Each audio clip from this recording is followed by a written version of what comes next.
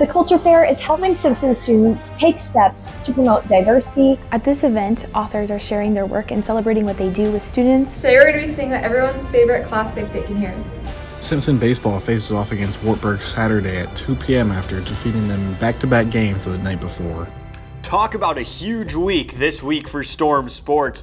Baseball team started off with a huge series win. It'll be exciting to see which authors Simpson gets to meet next year. Welcome back to SCTV. I'm Kenna Rollinger. And I'm Savannah Richardson. This is our second to last episode for the semester, so let's get right into the stories. For last week's Justice Week, our very own Kennedy Moore was there to give us an insight on one of the events. Justice Week is happening on campus. And with that, events are being held to celebrate community, diverse perspectives, and advocate for change. One of those is the Culture Fair. The Culture Fair allowed students and faculty to share their stories and heritage with others, promoting the importance of an event like this at Simpson.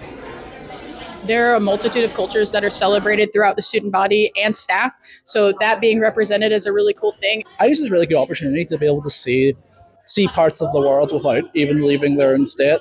I'm the only Puerto Rican on campus. For me, this was kind of like cathartic because it's like I can teach people about my culture while also learning about other people and sharing food with people, making sure that people know about the different cultures. This event highlights differences in a positive way, despite the current state of our society. Being able to realize, things are different, but it doesn't necessarily mean they're bad or they're scary. There's a lot of hate going on, being able to see, people are chill, people are lovely, actually, from all parts of the world, regardless of where they're from. It's different heritages and different ethnicities and race are meant to be celebrated, not ostracized. We are built on immigrants and refugees, and that's how the country became what it is. We are on stolen land anyway, and so just making sure that people understand how strong the Mexican people are. For those who attended the event, they were able to learn about the people that surround them on campus, with tables about Hispanic, Italian, Dutch, Irish, and LGBTQ+ culture. Through conversations, food, games, and music, everyone was hopefully exposed to the beauty of different cultures around the world. I think it's really important because it shows a different perspective of other cultures and from outside of the United States, and it shows how everyone has their own country and has their own way and own food that's really delicious, and their culture is just very beautiful to show to other people. The tabling participants got to tell people their favorite things and what they love about their culture. There's a unity of being in Northern Ireland, despite being a historically very divided country, and it still is today in some issues. But just a pride, I guess. You always leave feeling like you're part of something, so that's one thing that I love about not just Puerto Rican culture, but Hispanic culture as a whole. That's what makes me who I am. The Culture Fair allows everyone to have a voice on campus, even if they feel isolated. Belonging is such a critical part of the college experience, and the Culture Fair attempts to make that a little bit easier. The Culture Fair is helping Simpson students take steps to promote diversity, equity, inclusion, and above all, justice on campus. Reporting for SCTV, I'm Kenna Rollinger. Another exciting event happened last week on campus. On Saturday, Simpson hosted the local authors fair, and Garlich has the story. I'm Garlich with SCTV, and today we're here at the authors fair. At this event, authors are sharing their work and celebrating what they do with students, fellow authors, and the community. At this event, I'll be talking with authors and attendees about their projects and what this event means to them. Taking place on campus at Dunn Library, the authors fair was held from 1 to 4 p.m. The authors shared where they were from and what brought them to the event. I live in Urbandale, so I'm nearby, and my first romance novel came out in 2020. My most recent came out, which is my 11th, came out in January. And so when the library reached out for me to join them, I always love to do local events and to get to know other authors. So excited to be here. I think authoring can be so isolating. You sit at your computer and you write and you do your things. And so opportunities where you get to be with readers, where you get to be with other writers, where you get to be in library spaces is just a really wonderful way to find community in a career and a profession that can be very isolating. I'm primarily a fiction writer working on a novel right now, but I have a collection of short stories and also a memoir. My fiction's often about big questions colliding with everyday life and people trying to make sense out of a world that doesn't really make sense all the time. These local writers shared what makes events like these so special and the ways they and others can support local authors by giving back. I actually started a small press. It's called Silverback Punk, and I'm working with the authors to get their ideas to books. I've been able to. So we're actually working with a writer from Wisconsin right now. I'm going to have his collection coming out pretty soon, but I've also been able to meet a former Simpson student and going to potentially be working with her on her book. So it's a way for me to give back some of the benefits that I've had from writing and help other people along the way. I think it's a great opportunity for authors to not only showcase their work, but just to demonstrate to the community that we have a creative voice, that Simpson has a creative voice, that Indianola has a creative voice, and just put that creativity on the map and hopefully inspire other people to follow their creative passions. Asking Simpson students what brought them to the fair and what stood out to them, they highlighted the on-campus benefit and why more students should support their local authors too.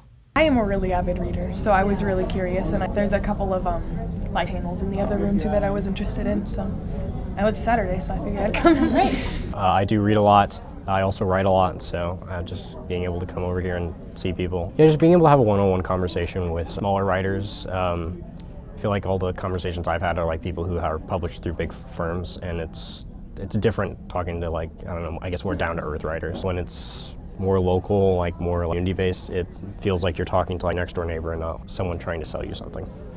College students don't often have a lot of time to go to events off campus, so the fact that this is on campus and on a day where more people are able to come, I think that's helpful too, because I definitely wouldn't be able to go to something like this even on the weekends or during the week if it wasn't in Indianola or even on campus, so that's pretty cool. That's a look at this year's Authors Fair.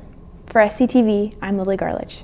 It'll be exciting to see which authors Simpson gets to meet next year. For this week's fun feature, reporter Kenna Rollinger gives us a first-hand look at Simpson's favorite classes. What's up, Simpson College? Today we're going to be seeing what everyone's favorite class they've taken here is. Trend Kingery, Ancient Rome. Hi, my name is Elena Rodriguez-Lara. I am a junior this year. My favorite class that I've taken at Simpson College has to be Modern Social Problems with Professor Mark Freyberg. It is so great, so great.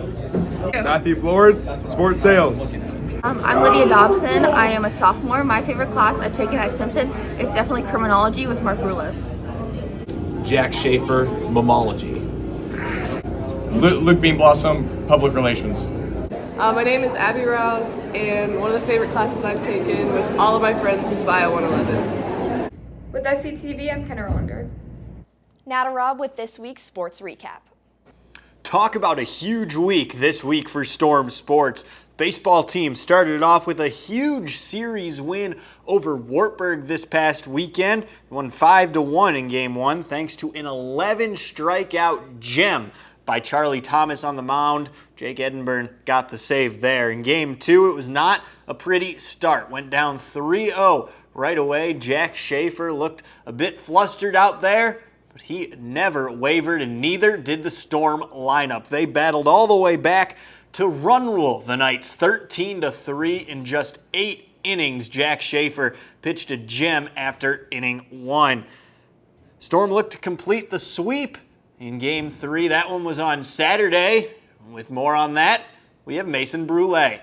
Simpson baseball faces off against Wartburg Saturday at 2 p.m. after defeating them in back-to-back games the night before, winning the first game 5-1 and the second game 13-3. Today, however, Wartburg seemed to remember that and come back swinging. And swinging fast, scoring 6 runs in the first 3 innings to Simpson's 2. As soon as Simpson started to show life in the 5th scoring 1, Wartburg came back and hit 2 home runs and scored 4 more runs in the 6th inning. Despite this, Simpson baseball has been seriously exceeding expectations after being projected to be last in the ARC. They are instead 8-4 in the conference and in good standings, with an overall record of 17 wins and 10 losses. Here we catch the Wartburg player running in his home run, and then with players on bases, 2 outs, Simpson really needs to score some points here, take the pitch. So we can see here, even though they're running home, the ball is caught and the inning ends with no runs scored. And we get to see our least favorite sight, what looks like Knights on parades, as they escape that inning cleanly. After that, the score sits at 10-3, a sad sight for any Storm fans. At this point in the air, it felt like everybody was ready to get home, the game to conclude, and the series to be done with. Scoring became scarce after this, with only 4 runs being scored in the final 3 innings. With 15 games left in the season, Simpson has put themselves up in a nice spot to get a good seeding in the upcoming ARC tournament. They have an upcoming game at Central, 3 games at Loris, and they're back home again with a couple games against Central. Those home games will be on April 21st, Tuesday night. With how well the Storm have been doing, don't be surprised when they're playing a couple of important seeding games coming up to the end of the season. Make sure to get butts and seats for those exciting games coming up. For SCTV, this is Mason. Thanks, Mason. The Storm, tough loss there on Saturday. The Knights just had their number in that one. The series win still keeps them in the top 3 of the conference. They finished out the week on Tuesday, taking on the Dutch up in Pella. And the Storm got by Central in the single game midweek, and they got through it 8-3 over the Central Dutch. Jacob Roberts with a big game. Fantastic sophomore for the Storm. Went 3 for 3, including a big 3-run homer to give the Storm the win. Storm's softball team keeps on rolling in conference play. On Saturday, took down Luther in a pair of games. First one there, 5-4. The Storm were up 5-1 thanks to a big solo shot by Ashlyn Steen. Norse tried to come back in the top of the 7th, but it was all not to be. Marina Cronin got the win there. It was a 5-1 win after that. Emma LaFave catching her stride right now in the season. Won a complete game there, all 7 innings in the 5-1 win. After that, the Storm swept the University of Dubuque just on Tuesday. It was Bree Ginnity who hit a home run to straight dead center to give the Storm the 8-0 win in just 5 innings there. And in Game 2, it was more of the same as Ginnity does it again. Another home run for Bree, and this time she was not alone. Megan Heidelbauer and Ashlyn Steen both go yard. The Storm's 9-0 win. Ashlyn Steen batting over 500 right now. She started in that top of the order for the Storm in all 27 games this season. She leads the American Rivers Conference in batting average.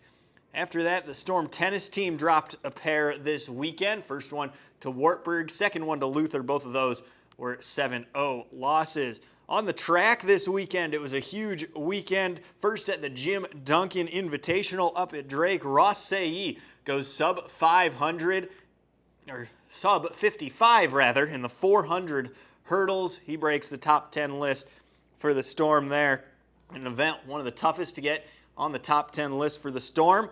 And then it was James Johnson, the national qualifier indoor, goes 14-15 in the 5K up in Platteville, and that currently sits in 15th place in all of Division III. And to round out the week, it was Annie Obermark who won the U23 Nationals and qualified for the Pan Am Games in the women's wrestling side. That's all the time we have today for Storm Sports.